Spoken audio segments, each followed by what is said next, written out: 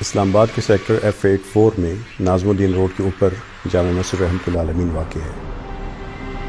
پاکستان بھر میں بہت سی مساجد ہیں، لیکن ہم سب کی خواہش تھی کوئی ایک ایسی مسجد ہو جس میں رسول اللہ صلی اللہ علیہ وسلم کی مسجد کی جھلکیاں نظر آتی ہوں۔ یہ مسجد قائم ہوئی اور اب تک یہاں پر 22 شعبے کم از کم کار کر رہے ہیں۔ اگر کوئی شخص بھوک کا شکار ہے تو اس مسجد کے سامنے آ جائے، یہاں پہ مسجد دسترخوان رکھتا ہے۔ روزانہ ظہر کی اذان کے بعد یہ دسترخوان لگ جاتا ہے، جماعت کے بعد کھانا ہوتا ہے، روزانہ 200 سے زیادہ افراد کھانا کھاتے ہیں۔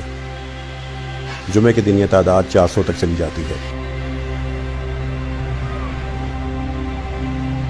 اگر کوئی شخص بیمار ہے اور ڈاکٹر سے چیک اپ کروانا چاہتا ہے تو یہاں پہ مسجد کلینک ہے۔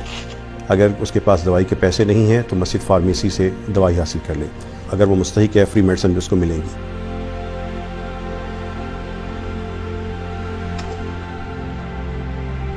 اگر وہ تھکا ہوا ہے تو یہاں پہ مسجد آرام گاہ موجود ہے۔ اگر وہ اپنے بچوں کی شادی کے حوالے سے پریشان ہے، باعزت طریقے سے ان کو رخصت کرنا چاہتا ہے یا ان کا نکاح کرنا چاہتا ہے، وہ پریشان نہ ہو، مسجد رحمۃ اللہ العالمین میں مسجد میرج ہال قائم ہے۔ یہاں پہ اس کو شادی کے تمام لوازمات مہیا کر دیے جاتے ہیں۔ اگر وہ صاحب حیثیت ہے تو کھانا خود پکوا لے۔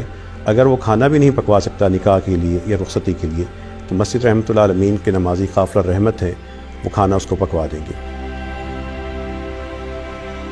مسجد رحمۃ اللہ العالمین کا مسجد میرج ہال محبت ہی محبت ہے۔ جو دلہا اور دلہن یہاں سے رخصت ہوتے ہیں ان کو مسجد رحمۃ اللہ العالمین کی طرف سے تحفہ ملتا ہے۔ کبھی سوٹوں کی شکل میں ہوتا ہے، کبھی کیش کی شکل میں ہوتا ہے، کبھی اور چیزوں کی شکل میں ہوتا ہے۔ یتیم بیٹیوں کے لیے یہاں سے پورا پیکج ہوتا ہے، بیوہ ماں کی بیٹیوں کے لیے اسی طرح پورا پیکج ہوتا ہے۔ یہ تحفے اسلام آباد کے شہریوں کی طرف سے ہوتے ہیں۔ اسلام آباد کے شہری جامع مسجد رحمۃ اللہ العالمین کے ساتھ مل کر ایک شاندار تاریخ رقم کر رہے ہیں۔ ہمارے سماجی رویے اسلام کی تعلیمات کے یا تو مطابق نہیں ہیں یا اس کے بالکل برعکس اور متضاد ہیں۔ ان میں سے ایک چیز جہیز ہے۔ یہ وہ ناسور ہے جس کی وجہ سے ہزاروں بیٹیوں کی شادیاں نہیں ہو سکتیں، وہ بوڑھی ہو جاتی ہیں، لاکھوں گھر اجڑتے ہیں۔ اس جہیز کے خاتمے کے لیے مسجد رحمۃ اللہ العالمین نے ان سماجی برائیوں کے خلاف آواز اٹھائی ہے۔ یہاں پہ ایک نوجوانوں نے حلف دیا، اسلام آباد کے لوگ جمع ہوئے، اللہ تعالیٰ کی توفیق سے پورے ملک میں یہ آواز پھیلی۔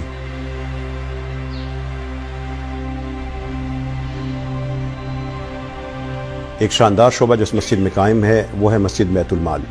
مسجد بیت المال کے ذریعے ہم وہ تمام مستحق مسلمان بھائی جو بیمار ہیں، معذور ہیں، کوئی یتیم ہے، کوئی بیوہ ہے، کسی کی تعلیمی ضرورت ہے، کسی کے علاج کی ضرورت ہے، جو کیش رقم ہے ان پہ خرچ کر دی جاتی ہے۔ یہ شاندار نظام، اس کا پورا ریکارڈ رکھا جاتا ہے، جو آنے والوں کی پوری چھان بین کی جاتی ہے، باقاعدہ درخواستیں وصول کی جاتی ہیں، اور اللہ تعالیٰ کی توفیق سے ہر مہینے 300 سے 400 گھروں یا افراد کی مدد خاموشی کے ساتھ ہو رہی ہے۔ اگر کوئی شخص اس کے پاس کپڑے نہیں ہیں، اپنے بچوں کے یہ کپڑوں کے حوالے سے پریشان ہیں یا اس کے اپنے کپڑے پھٹے ہوئے ہیں تو یہاں پہ آ جائے۔ یہاں پہ مسجد فری گارمنٹ سٹور قائم ہے۔ اگر اس کے پاس جوتے نہیں ہیں اور وہ پرانے جوتوں میں گزارا کر رہا ہے، اس کے بچوں کے پاس اسکول کے شوز نہیں ہیں، وہ پریشان نہ ہو، وہ ہمارا مستحق بھائی ہے، مسجد رحمۃ اللہ العالمین میں آئے۔ یہاں پہ مسجد فری شوز سٹور قائم ہے، یہاں سے آ کے جوتے حاصل کر لیں۔ اگر اس کو بچوں کے پاس یونیفارم نہیں ہے تو ان کی تعلیم کو نہ روکے، وہ یہاں پہ آئے۔ مسجد یونیفارم بینک ہے، یہاں پہ لوگ اپنے بچوں کے لیے جو ان کے استعمال شدہ لباس ہے وہ جمع کرواتے ہیں، یا یونیفارم یا نئے جمع کروا دیتے ہیں، ہم وہی اچھی حالت میں ان کے بچوں کو دے دیتے ہیں۔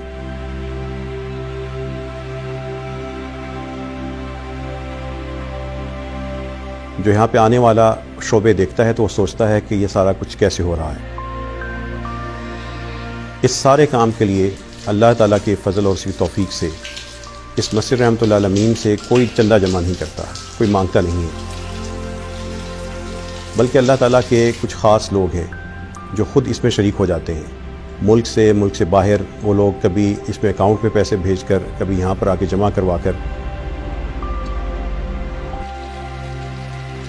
ہم نے ایک نظام بنا دیا، اللہ تعالیٰ وہ نظام چلا دیتے ہیں، لوگ اس میں شامل ہوتے جاتے ہیں، اور جو لوگ اس مسجد کے ساتھ شامل ہو رہے ہیں وہ قافلہ رحمت ہیں، وہ گمنام ہیں، لیکن اللہ تعالیٰ ان کے کام کو دوام عطا کیے جا رہا ہے۔